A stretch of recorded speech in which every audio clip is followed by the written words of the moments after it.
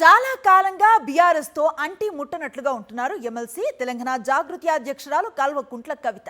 తరచూ సొంత పార్టీనే ఇబ్బంది పెట్టే వ్యాఖ్యలు చేస్తున్నారు. తాజాగా గులాబీ పార్టీ నేతల్ని టార్గెట్ చేశారు ఆమె. తనపై విమర్శలు చేస్తున్న వారికి, చేయిస్తున్న వారికి పరోక్షంగా హెచ్చరికలు జారీ చేశారు. అంటే కవిత తన దారి తాను చూసుకుంటున్నారా? సొంత ఎజెండాతో సాగేందుకే మొగ్గు చూపుతున్నారా?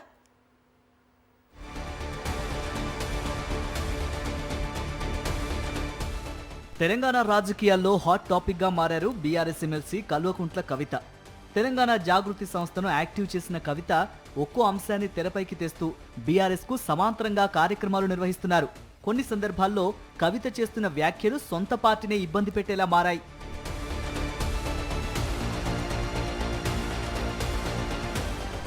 ఓవైపు జాగృతి కార్యక్రమాలపై ఫోకస్ చేస్తూనే ప్రజా సమస్యలపై పోరాటం చేస్తున్నారు కవిత. బీఆర్ఎస్ కు సమాంతరంగా కార్యకలాపాలు చేపట్టడం గులాబీ పార్టీలో చర్చనీయాంశంగా మారింది.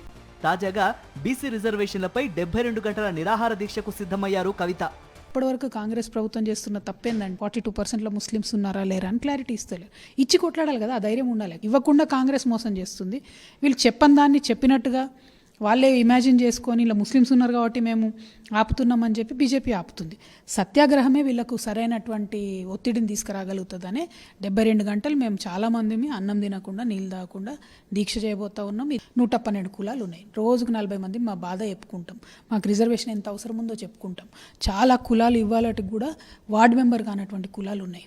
తనపై వస్తున్న విమర్శలకు సొంత పార్టీలోని కొందరే కారణమంటూ తరచూ కామెంట్స్ చేస్తున్నారు కవిత. ఈ క్రమంలోనే బీఆర్ఎస్ సీనియర్ నేత, మాజీ మంత్రి జగదీష్ రెడ్డికి పరోక్షంగా చురకలంటించారామె.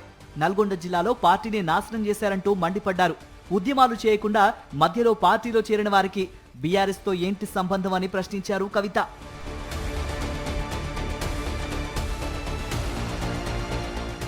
కవిత తాజా కామెంట్స్ తో ఆమెకు బీఆర్ఎస్ కు మధ్య మరింత గ్యాప్ పెరిగిందా అన్న అనుమానాలు మొదలయ్యాయి.